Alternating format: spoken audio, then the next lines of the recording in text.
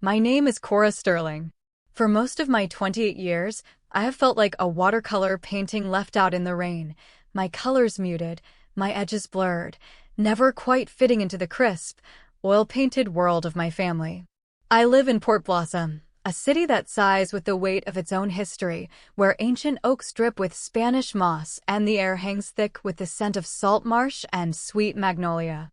It's a city of secrets, of stories whispered behind wrought iron gates, and I suppose, in a way, I was one of them. My family, the Sterlings, are part of the city's sturdy, polished architecture. My father, Marcus, built half the new developments in the county with his company, Sterling Development. My mother, Eleanor, chaired every important charity committee, her smile a permanent, perfect fixture. And my older sister, Serafina, was the city's darling, a marketing executive whose ambition was as sharp and brilliant as the diamonds she wore. They were a portrait of Southern success, all gleaming surfaces and confident lines. I, with my quiet job at a small local library and my preference for worn paperbacks over cocktail parties, was the smudge in the corner of the frame. The knife sliced through my birthday cake with a clean, whisper-thin sound, and I couldn't help but think it was the perfect metaphor for the evening. We were at the Gilded Heron, a restaurant so exclusive the candlelight seemed to have been personally curated. "Make a wish, darling," Mom's voice trilled, a practiced melody she used for public displays of affection. The low hum of the restaurant seemed to pause, a few curious glances turning toward our table, the Sterlings celebrating another milestone in their seemingly flawless dynasty. At 28, I should have outgrown the ritual of birthday wishes.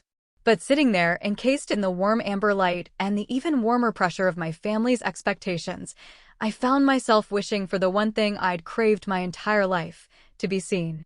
Not just noticed, but truly seen. "What did you wish for?" Serafina leaned forward, her perfectly sculpted face a study in casual elegance. She had a way of occupying a room, of drawing all the light to herself, leaving the rest of us in a comfortable, familiar shade. "If I tell you, it won't come true," I murmured, the automatic reply feeling hollow on my tongue. Dad raised his glass of Merlot. "To Cora, our little wildflower." A smattering of polite laughter followed. It was my lifelong label, one that sounded sweet on the surface, but was coated with meaning. A wildflower was something that grew on the periphery, unplanned, pretty in its own way, but not belonging to the carefully cultivated garden. It was their gentle way of saying, "We weren't expecting you, but here you are." "Speaking of surprises," Serafina said, reaching into her designer handbag. She produced a small, elegantly wrapped box. "I got you something special this year." A foolish, hopeful little flutter stirred in my chest. Maybe this time, a small voice whispered. Maybe this time she's actually thought about me. "It's a DNA kit," she announced, her tone bright and performative, as if she were unveiling a revolutionary product to a boardroom. "One of those heritage things. I thought it might be fun to finally figure out where your quiet, artistic side comes from. Maybe there's a poet or a reclusive painter hiding in our family tree." The ambient noise of the restaurant faded to a distant murmur. Different. There it was again, the constant, gentle reminder, this time packaged in a pretty bow. "Serafina," Mom chided softly, her smile tightening at the edges, a silent warning in her eyes. "Oh, lighten up, Mom. It's a joke," Serafina said, her laughter like the tinkling of ice in a crystal glass. Other diners glanced over, smiling, charmed by the display of sisterly teasing. "Cora knows I'm just playing. Right, Cora?" Dad chuckled. "Well, it would be fascinating to know." Your mother's side, the Beauforts, always were a bit of a mystery. Very private people. I stared at the box in my hands. It felt impossibly heavy. Around me, the conversation drifted on, a gentle current pulling away from me and back toward the familiar shores of Serafina's life. Her recent triumph with a new client, her plans for a weekend getaway to the coast with her best friend, Olivia. I nodded and smiled, a well-rehearsed pantomime of engagement, while my own life, my work at the library, my quiet joys, were met with polite but vacant expressions. "That's lovely, dear," Dad would say when I mentioned a new community reading program I'd started. It's so wonderful that you have your passions, Mom would add, patting my hand, even if it's not the most ambitious path. Even if. Those two words were the invisible ink writing the story of my life in this family. Even if you're not a success like Serafina. Even if you don't make us proud in the ways that count. Even if you're not what we planned. Later, as we said our goodbyes under the moss-draped oaks in the parking lot, Serafina pulled me into a hug, her perfume enveloping me. "Don't take any of that seriously," she whispered. "You know I adore you, you weird little thing." But her eyes, cool and appraising, told a different story. They said, "Know your place." I drove home to my small apartment in the historic district, the DNA kit sitting on the passenger seat like a silent accusation. A text from Mom buzzed on my phone. "Such a lovely evening. So glad we could celebrate you properly." Properly. Right. That night, alone in the quiet of my book-filled apartment, I collected my DNA sample. It felt less like a fun experiment and more like an act of defiance.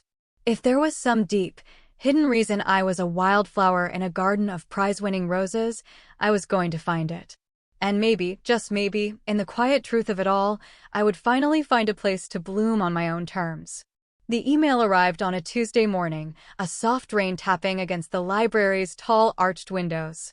I was surrounded by the gentle scent of old paper and lemon polish, a spreadsheet of overdue book finds blurring before my eyes. Subject: Urgent inquiry regarding your genealink analysis. I almost dismissed it as sophisticated spam. But the official letterhead gave me pause. This wasn't a prince from a foreign land. This was the company Serafina had chosen. Dear Ms. Sterling, during the analysis of your recent DNA sample, our laboratory identified certain genetic markers that require further, confidential verification. We request that you contact our senior genealogy department at your earliest convenience to discuss this matter. This is time-sensitive. Sincerely, Dr. Adrian Croft, Senior Genealogist. I stared at the screen, the words floating strangely. Genetic markers? Confidential? My mind, usually a quiet catalog of Dewey Decimal classifications, was suddenly a jumble of anxieties. Before I could puzzle it out further, my phone buzzed. It was Julian, my cousin on my dad's side. He was a landscape architect, a gentle soul who, like me, seemed to operate on a different frequency from the rest of the Sterlings. "Hey, Cora.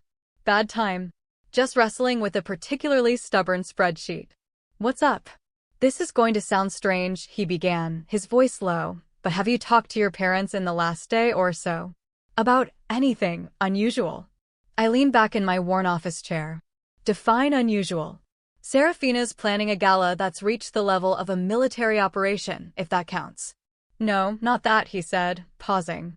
"Look, I was over at their house yesterday, dropping off some plans for the new garden beds. I heard them in the study, whispering. They were talking about you, and when I walked in, they went completely silent. A cold knot formed in my stomach." "What kind of whispering?" "The kind that makes the air go still." Your mom looked rattled, like she'd seen a ghost. My gaze drifted back to the email on my screen.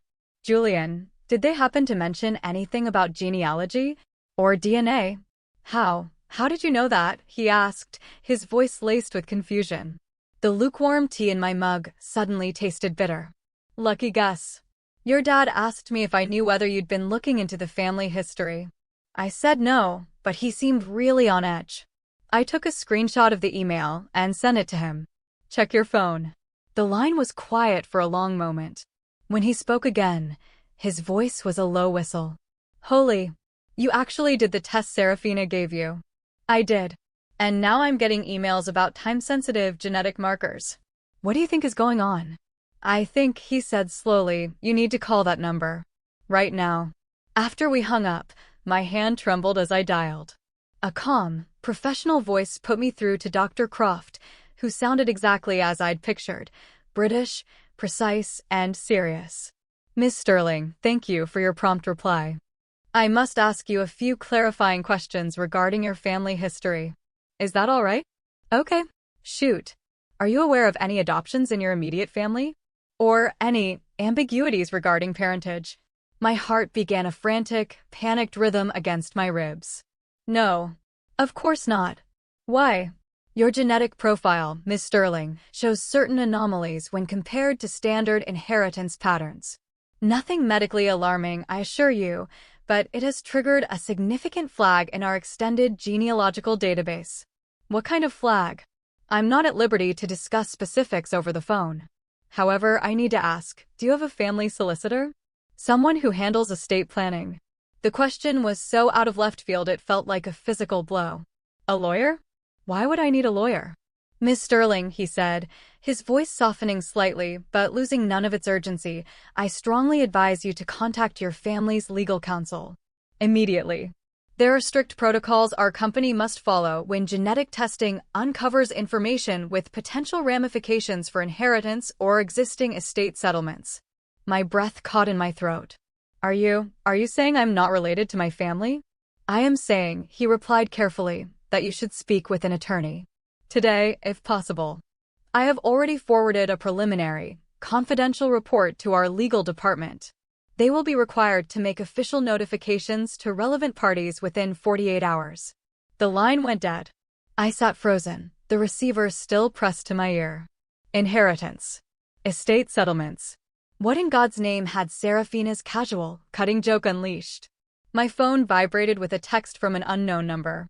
This is Silas Blackwood of Blackwood & Associates, legal counsel for the Sterling family. We need to meet. Urgently. Are you free to come to my office this afternoon? I knew the name, of course. Blackwood & Associates was an institution in Port Blossom, a firm that had handled my grandparents' wills and my father's business contracts for decades. But Silas Blackwood had never once had reason to contact me. I typed back, my fingers clumsy. How did you get my number? The reply was instantaneous. The genealogy company contacted me an hour ago. We have a situation. It requires your immediate attention. Can you be here at 3 p.m.? My whole body was trembling now. What kind of situation?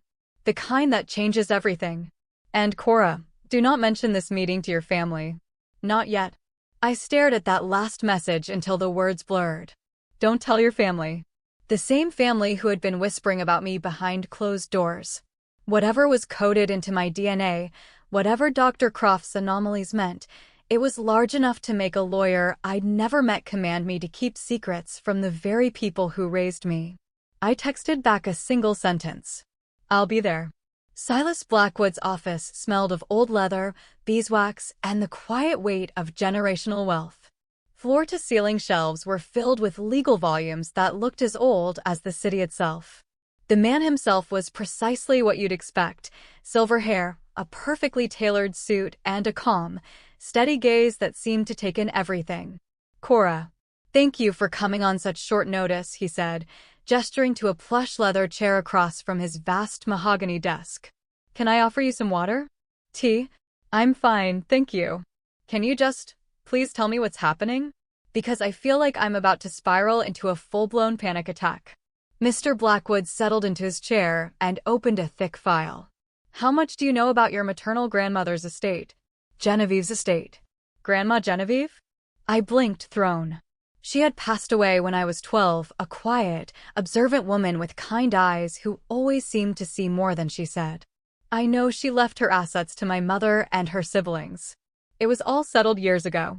That is what everyone was led to believe, he said softly. He slid a thick, time-yellowed document across the desk. It was her last will and testament, but the date was different from the one I'd known. This is a codicil, an amendment to her will. She had it drawn up 6 months before she died, with very specific, very private instructions. It was only to be unsealed and executed if and when a very specific set of genetic criteria were met. Genetic criteria? Genevieve, it seems, had long held suspicions about her family line. She wanted to ensure that her true legacy passed only to a descendant who carried her direct maternal bloodline, undisputed. His fingers tapped a gentle rhythm on the desk. She established a trust. A significant one. And the only key that could unlock it was a DNA test that provided a perfect match to her maternal haplogroup. My mouth had gone completely dry. And my test. Your DNA results were cross-referenced with the genealogical data she had confidentially filed with our firm. You, Cora, are a perfect match. You are the key she was waiting for. Your sister, Serafina, is not. The room seemed to tilt. What are you saying? I am saying, he said, his voice even, that your grandmother, Genevieve, left a substantial trust, entirely separate from the main estate, that belongs to you and you alone. I gripped the arms of the chair to steady myself. How substantial? Mr. Blackwood consulted another page in the file. At the time of her death, the principal was $12.5 million. With 16 years of careful investment and growth, the current value is approximately $22 million. The number was so vast, so incomprehensible, it didn't even feel real. It was a sound, not a concept. The trust also includes several properties, he continued, a portfolio of art, and a collection of rare books. Genevieve was considerably wealthier than anyone in the family knew, and she was exceptionally careful about where her true wealth would end up. But why me? Why not Mom? Because you, Cora, are the only direct descendant who carries the specific, unbroken maternal line she was looking for. He leaned forward, his expression softening with sympathy. Cora, there is something else. Something the genetic test revealed that will be very difficult to hear. My heart, already pounding, found a new, frantic rhythm. What is it? The DNA analysis also highlighted certain inconsistencies in your immediate family structure.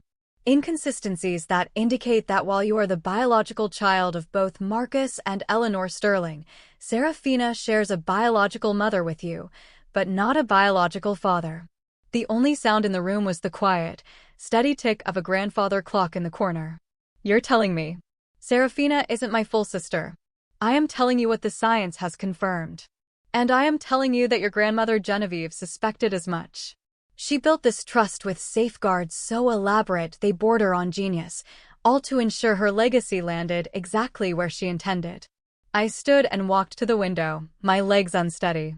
Below, the gentle curve of the river wound through Port Blossom, but the familiar sight offered no comfort. Does my family know about this trust? Not yet. But upon genetic verification, I am legally obligated to inform all relevant parties within 72 hours. That is why I needed to speak with you first. To prepare you. They're going to lose their minds, I whispered. Most likely, he said, his tone matter of fact. The inheritance they received 16 years ago was comfortable, but it was a fraction of what Genevieve kept hidden. She was protecting this, Cora. She was protecting it for someone she believed would need it. I turned back to face him. Someone she believed would need it. She left a letter for you, he said, handing me a cream-colored envelope, sealed with wax. My name was written on the front in a familiar, elegant script. My hands trembled as I broke the seal. The paper was thick, the ink slightly faded. My dearest Cora, if you are reading this, then my quiet hopes have been answered, and you have found the truth I could only ever guess at. You are my true legacy. I have watched them, my dear girl. I have seen how they try to dim your light so that theirs can shine brighter. I've seen the way they make you feel small, like a footnote in your own family story. This inheritance is not just money. It is freedom. It is a pair of wings. Use it to build a life that is wholly and beautifully your own. Do not let them guilt you. Do not let them take it from you. You owe them nothing. You were always my favorite, the wildflower with the strongest roots. I saw you, even when no one else was looking. All my love, Grandma Genevieve. Tears blurred the words. I read it again, the validation, the love, the fierce protection in those lines, a balm on a wound I'd carried my entire life. She knew. She had always known. When will you tell them? I asked, my voice thick with emotion. Mr. Blackwood checked his pocket watch. I will be calling your parents in the morning to arrange a meeting. All of you must be present when I disclose the terms of the codicil. All of us? Including Serafina. His expression was firm but kind. Yes. Cora, you must understand. Once this information is revealed, your family dynamic will be irrevocably altered. There is no going back. I carefully folded the letter and placed it in my purse. It felt like an anchor. $22 million. Freedom. Wings. Mr. Blackwood, I said, my voice clearer now, steadier. Schedule the meeting. The conference room at Blackwood and Associates felt like a tribunal. My mother sat perfectly poised, but her hands were clasped so tightly in her lap her knuckles were white. My father drummed his fingers on the polished wood table, radiating impatience.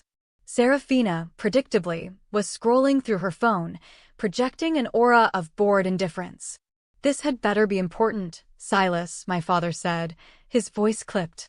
"I had to move a major planning commission meeting for this. And I have a fundraising luncheon with Olivia in an hour," Serafina added without looking up. "Can we get to the point?" I sat at the opposite end of the long table, the weight of Grandma Genevieve's letter in my purse a comforting presence. Mr. Blackwood took his place at the head, his files arranged before him like a general's battle plans. "Thank you all for coming," he began, his calm voice cutting through the tension. "What I am about to share will have significant repercussions for the family. I need your full and undivided attention." Serafina finally set her phone down, an annoyed sigh escaping her lips. "Is this about the estate tax again?" "I told you, Dad, I want no part of your business dealings." "This is about your grandmother's estate," Mr. Blackwood said. My mother's posture straightened. "Mother's estate?" "Silas, that was settled years ago. The portion of the estate you were made aware of was settled, yes," he corrected gently. "However, Genevieve created a secondary, far more substantial trust, contingent upon specific conditions being met before it could be executed." My father leaned forward, his interest piqued. "What kind of conditions?" Mr. Blackwood opened the first file. Genevieve established this trust to be unlocked only by means of genetic verification. She had concerns about the purity of her direct bloodline. The temperature in the room seemed to drop. "Bloodline?" my mother echoed, her voice a faint whisper. She required a DNA test to prove direct, unbroken maternal descent. Last week, those conditions were met. Serafina let out a short, sharp laugh. "Let me guess. Cora's little science experiment from her birthday actually triggered something." "What did she win? A framed family tree?" Mr. Blackwood's expression remained unchanged. "She has inherited the full and sole benefit of the Genevieve Beaufort Trust. As of this morning, its value is $22 million. The silence that followed was absolute, a heavy, suffocating blanket. My father's face drained of all color. My mother's perfectly painted lips parted in a silent gasp. Serafina's phone slipped from her grasp and clattered onto the table. $22 million, my father stammered, the words catching in his throat. Genevieve was far more astute and successful in her private investments than any of you knew, Mr. Blackwood explained. She kept this trust completely separate, with the explicit, ironclad instruction that it go only to the carrier of her true genetic legacy. That carrier is Cora. Our Cora, my mother breathed, as if the concept were impossible. Your Cora is the sole beneficiary, yes. The DNA test confirmed it conclusively. Serafina shot to her feet, her composure finally cracking. This is absurd. There must be a mistake. We need to run the test again. The results have been verified by 2 independent labs, Mr. Blackwood stated calmly. They are irrefutable. But I'm the eldest. Serafina's voice was rising, laced with disbelief. I'm the one who's responsible, the one who has upheld the family name. Mr. Blackwood consulted another document, his gaze grave. The genetic testing also brought to light additional information regarding family relationships, which Genevieve herself seems to have suspected. My father's knuckles were white where he gripped the edge of the table. What kind of information? The DNA analysis indicates that while Cora is a full genetic match to both of her parents, Mr. Blackwood said, his voice gentle but clear, Serafina shares genetic markers with Eleanor, but not with Marcus. The words hung in the air, a devastating, unspoken truth finally given voice. What the hell is that supposed to mean? Serafina demanded, her voice shrill. My mother made a small, choking sound. My father stared at the polished surface of the table as if it might swallow him whole. It means, Mr. Blackwood said softly, that Cora and Serafina are half-sisters. No. Serafina shook her head, her movements sharp and panicked. No, that's impossible. Mom, tell them. Tell them this is a lie. All eyes swiveled to my mother. Her face was a mask of gray despair. She opened her mouth, but no sound came out. Eleanor, my father said, his voice dangerously quiet. I I can't, she stammered, her hands shaking violently. Mom. Serafina slammed her palm on the table. Say something. The trust is ironclad, Mr. Blackwood interjected, steering the conversation back to the legal realities. Genevieve anticipated potential challenges. The legal framework is unassailable. My father finally looked up, his gaze meeting mine for the first time. It was filled with a bewildered, dawning horror. Did you know about this? I found out yesterday afternoon, I said, my voice quiet but steady. And you didn't think to warn us? Serafina whirled on me, her eyes blazing with fury. You just sat there and let him ambush us? The same way you warned me when you gave me that DNA kit as a joke at my birthday dinner? I asked. That was a joke. This is $22 million. Exactly, I said, standing up slowly. My legs felt stronger than they ever had before. This is $22 million that Grandma Genevieve very specifically, very intentionally left to me. Not to the family. To me. But you'll share it, of course, my mother said, her voice pleading. You'll do the right thing, Cora. We're family. I looked at their faces one by one. The desperation, the anger, the frantic calculations flashing in their eyes. The same faces that had overlooked me, belittled me, and made me feel like a ghost in my own home for 28 years. Why would I do that? I asked, the question genuine. Because we're your family. Serafina cried, her voice cracking. Are we? I replied, the words soft but carrying the weight of a lifetime. Because for as long as I can remember, you've all made it painfully clear that I was the wildflower in the garden. The one who didn't quite belong. The inheritance is legally and unequivocally yours, Cora, Mr. Blackwood said quietly. You have no legal or moral obligation to share any portion of it. I picked up my purse and walked toward the door. Then I won't. Cora, wait, my mother called out, a note of panic in her voice. I paused at the door and looked back at them, a trio of shattered portraits. You know, the funny thing is, Serafina was right. That DNA test really did explain why I'm so different from the rest of you. I walked out of the room, leaving them in the ruins of their own secrets, and for the first time in my life, I felt the unmistakable sensation of wings beginning to unfurl.